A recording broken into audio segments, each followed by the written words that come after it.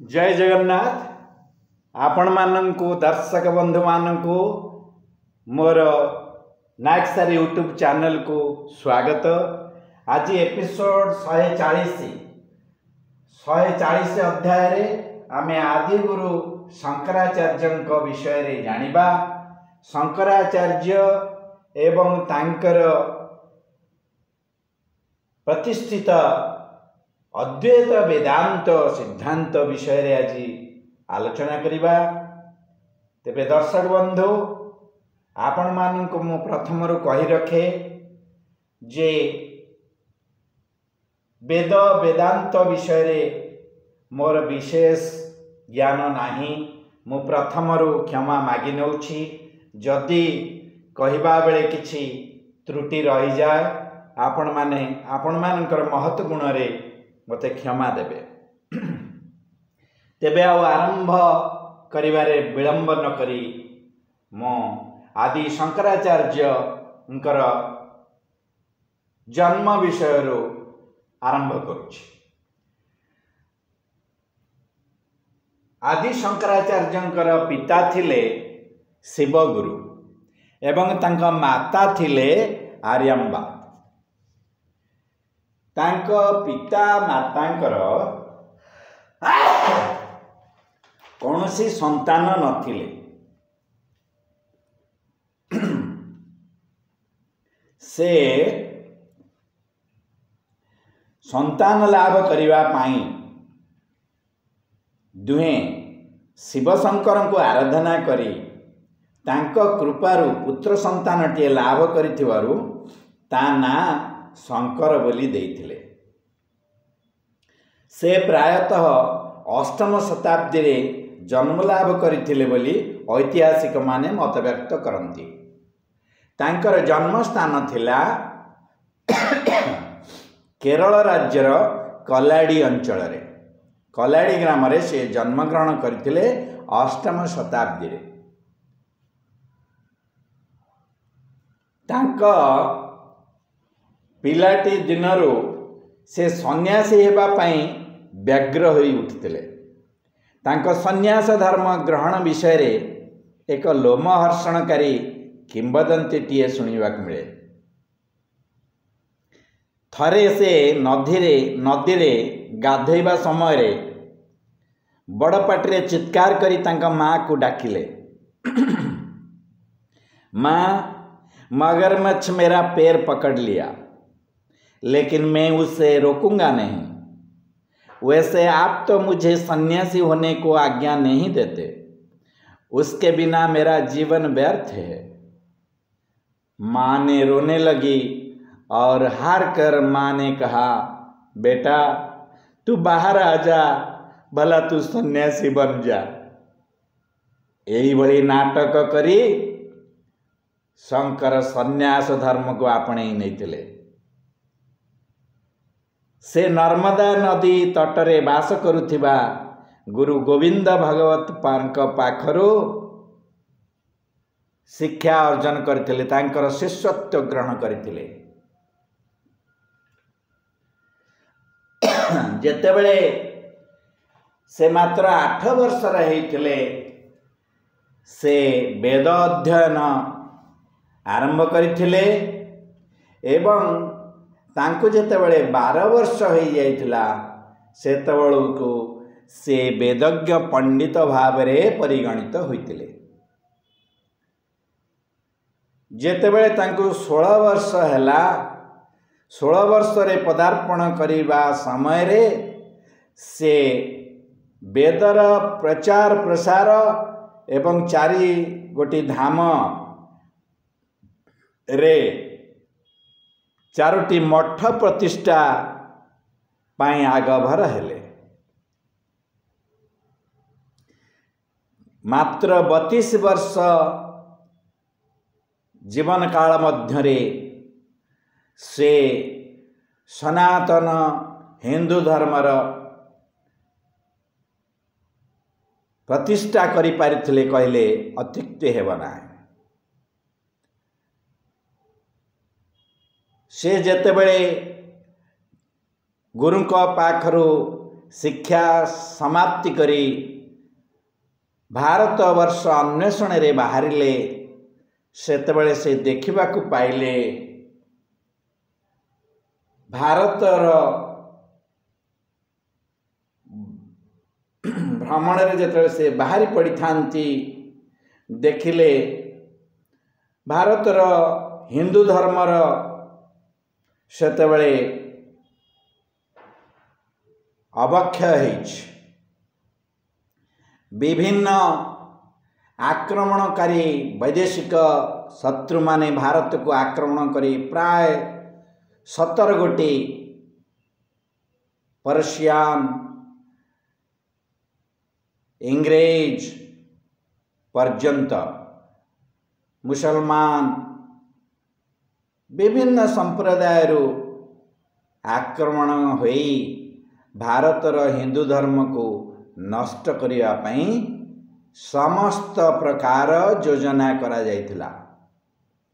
मात्र आम गीतारे अच्छी यदा यदा ही धर्मस्य ग्लानिर्भवति भारत अभ्युत्थानमधर्मस्य तदात्मानं सृजाम्यहम् परित्राणाय च साधूनां विनाशाय च दुष्कृताम् संभवामि जुगे जुगे विनाशाय च दुष्कृताम् संभवामि जुगे जुगे। मु सेई विनाशकारी को विनाश करिवा पाई मु अवतार रूपे भारत वर्ष अवतीर्ण हुए एवं सेई कुपथ गामी धर्म विरोधी को अन्याय अत्याचार करुवा व्यक्ति को ध्वंस कर दिए एवं साधुमान को परित्राण करे। परित्राणाय च साधूनां विनाशाय च दुष्कृतां धर्म संस्थापनार्थाय संभवामि जुगे जुगे। धर्म संस्थापन करिवा पाई मु जुगे जुगे अवतार ग्रहण करि आसीछि। तेणु जोठे निजे नारायण जेतेबेले अवतार ग्रहण करिसंती भारत वर्ष रे पापी मान को विनाश करिया पाई एवं साधु संत मान को परित्राण करिया पाई सेतेबेले कौनसी वैदेशिक शक्ति भारतर पवित्र हिंदू धर्म को नष्ट करि परिबो नाही। से जाओ सेतेबेले से वैदेशिक शक्ति भारतर सनातन हिंदू धर्म को खंड विखंडित करि देइथिले एवं सौर शाक्त शैव गणपत्य और वैष्णव धर्म भली बहु धर्मावलंबी भारत वर्ष रे हिंदू धर्म रे देखिबा को मिलुथिला। हिंदू धर्म एक रकम खंड विखंडित होई जाइथिला। से समस्त खंड विखंडित हिंदू धर्म को एकत्रित करी सनातन हिंदू धर्म प्रतिष्ठा करथिले आदिगुरु शंकराचार्य। भारतवर्षर पवित्र चारि धाम रे से 4 गोटी मठ प्रतिष्ठा कले और प्रतिटी मठ रे गोटे गोटे वेदर प्रचार प्रसार एवं अध्ययन पाई सुबंदोबस्त करिदेले। उत्तर रे ज्योतिर्मठ बद्रीनाथ निकट रे स्थापन कले एवं सेठी अथर्व वेदर अध्ययन एवं प्रचार प्रसार करिवार सुबंदोबस्त कले। ठीक सेहीपरि दक्षिण रे रामनाथंकर धाम रे श्रृंगेरी मठ स्थापन कले एवं सेठारे यजुर्वेद र अध्ययन प्रचार प्रसार व्यवस्था कले। पश्चिम रे ठीक सेहीपरि द्वारकानाथ पीठ रे से करिथिले शारदा मठ एवं सेठी सामवेदर अध्ययन एवं प्रचार प्रसार सुबंदोबस्त करिथिले। पूर्व दिगरे गोवर्धन मठ ओडिशा पुरी जिला रे जगन्नाथ धाम रे गोवर्धन मठ प्रतिष्ठा कले एवं सेठारे ऋग्वेदर अध्ययन एवं प्रचार प्रसार करिबा पाई समस्त प्रकार सुबंदोबस्त करदेले। फलरे भारतवर्ष को एक सूत्र रे बांधि रखिबा पाई तांकर अभिनव प्रयास भारतवर्ष रे सनातन हिंदू धर्म को अधिक मजबूत करिथिला। शैव शाक्त गणपत्य सौर और वैष्णव धर्म को एकत्रित करी सनातन हिंदू धर्मर प्रतिष्ठा से करथिले। तांका मतरे मनुष्यर शरीर बा फिजिकल बॉडी हेउची स्थूल शरीर, मन बा बुद्धि हेउची सूक्ष्म शरीर ओ आत्मा अविनश्वर बा चिरंतन, जहाँ को आम इंग्लिश रे एटर्नाल बोली जान। आत्मा होची एटर्नाल। स्थूल शरीर और सूक्ष्म शरीर दुख और जंत्रणा, कष्ट, सुख इत्यादि अनुभव करिथा। मात्र आत्मा ये सबुर ऊर्ध्वरे। आत्मा सत्य, ठीक सूर्य परि आत्मा सत्य। सूर्य को बादल घोटिला परि मनुष्य को ए आत्मा को माया बा इल्यूजन आम को चारिपटे घेरी रही। आमर पांचटी इंद्रिय माध्यम रे से आमको कबलित करिछ एवं आमको कुपथगामी कराइछ।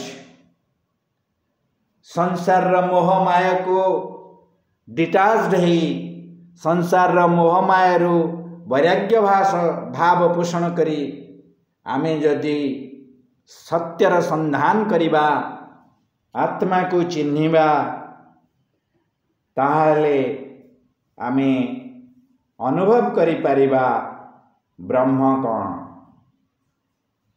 आत्मा अविनश्वर और चिरंतन। स्थूल शरीर और सूक्ष्म शरीर जंत्रणा कष्ट पाई थाए, मात्र आत्मा से सबोरु ऊर्ध्वरे। आत्मा सत्य। बादल सूर्य को घोटिला परी ठीक माया बा इल्यूजन आमको चारिपटे घेरी रही।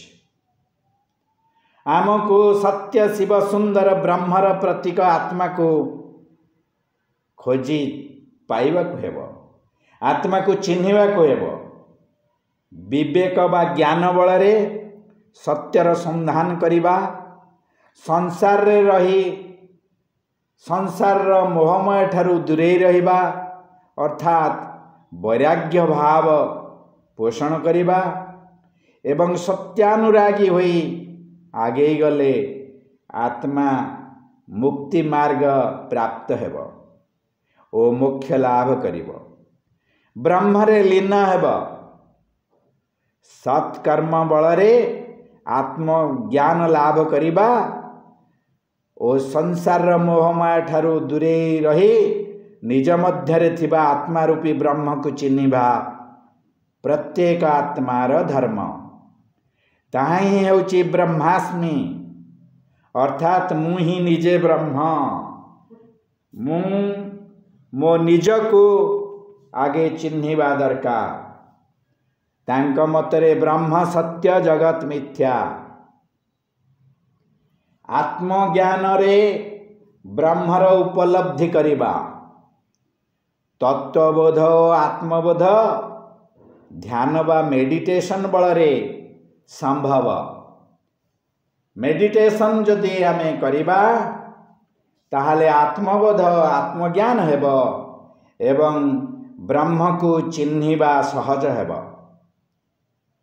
आत्मा अजर अमर अविनश्वर। आत्मार मृत्यु नहीं। गोटे घटरू जाए आउ गोटे घटरे आत्मा स्थापित हुए। ब्रह्म हेउची शुद्ध चेतना, सत्य शिव सुंदर, अनादि ओ अनंत। यह ही हेउची आदि शंकराचार्यंकर अद्वैत वेदांत सिद्धांत आज एतिके